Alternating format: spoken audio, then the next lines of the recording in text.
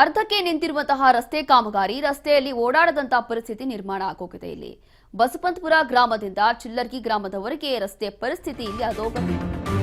ರಸ್ತೆಗೆ ಜಲ್ಲಿಕಲ್ಲು ಹಾಕಿ ಹಾಗೇ ಬಿಟ್ಟಿರುವಂತ ಗುತ್ತಿಗೆದಾರ ರಸ್ತೆಯಲ್ಲಿ ಜೀವ ಕೈಯಲ್ಲಿ ಹಿಡಿದು ಓಡಾಡ್ತಿದ್ದಾರೆ ಜನ. ಇಲ್ಲಿ ಇಂಥ ಸ್ಥಿತಿ ನಿರ್ಮಾಣ ಆಗಿದೆ. 3 ವರ್ಷದಿಂದ ಅರ್ಧಕ್ಕೆ ನಿಂತಿರುವಂತಹ ರಸ್ತೆ ಕಾಮಗಾರಿ 1,20,00,000 ರೂಪಾಯಿ ವೆಚ್ಚದಲ್ಲಿ ರಸ್ತೆ ಕಾಮಗಾರಿ ಮಾಡಲಾಗ್ತಿದೆ ಅಂತ ಬೀದರ್ ತಾಲೂಕಿನ ಬಸವಂತಪುರ ಗ್ರಾಮದಿಂದ ಚಿಲ್ಲರ್ಗಿ ಗ್ರಾಮಕ್ಕೆ ಸಂಪರ್ಕ ಇರುವಂತ ರಸ್ತೆ ಇದೆ ನೋಡಿ. ರಸ್ತೆಯಲ್ಲಿ ಜಲ್ಲಿಕಲ್ಲು ಹಾಕಿ ಬಿಟ್ಬಿಟ್ಟಿದ್ದಾರೆ. ಮತ್ತೆ ಅಲ್ಲಿ ಹೇಗೆ ತಾನೇ ಓಡಾಡಕ್ಕಾಗುತ್ತೆ?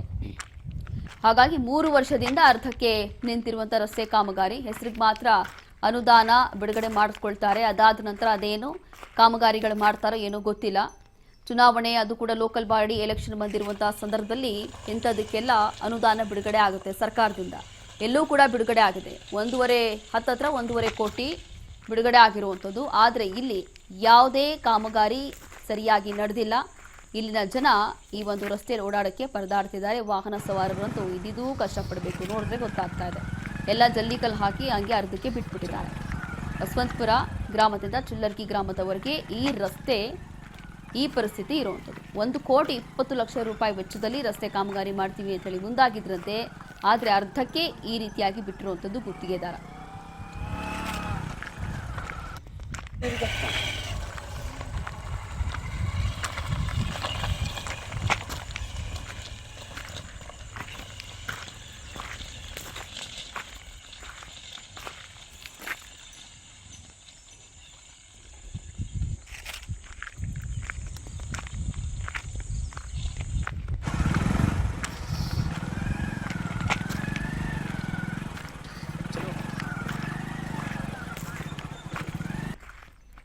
डांबर कಟ್ಟಬೇಕಾದ್ರೆ ಇದು ಚಾಲು ಅನ್ಕೊಂಡು ನಾವು ಮಾಡ್ತೀವಿ. ಕೆಪ್ಪಣೆ ಆಗೋದು ಮರಬಿ ಆಗೋದು ಅವ್ರಿಗೆ ತೋರ್ ತಕ್ಲೀಫ್ ಇಲ್ಲ. ಬಸಂಪುರದವ್ರಿಗೆ ತೋರ್ ತಕ್ಲೀಫ್ ಇಲ್ಲ. ಸುಮ್ಮನೆ ಮಜ್ಬೂರಿಗೆ ಇದೇ ಒಂದು ಯಾರಿದೆ ಅನ್ಕೋರಿ.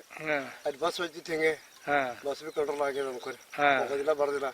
ಹಳ್ಳ ಹಳ್ಳ ಬಂತು ಅಂದ್ರೆ ದಾಟ ಬರಲ್ರಿ ಆಚೆ ಕಡೆ. ತಕ್ಲೀಫ್ ಅನ್ಕೋರಿ.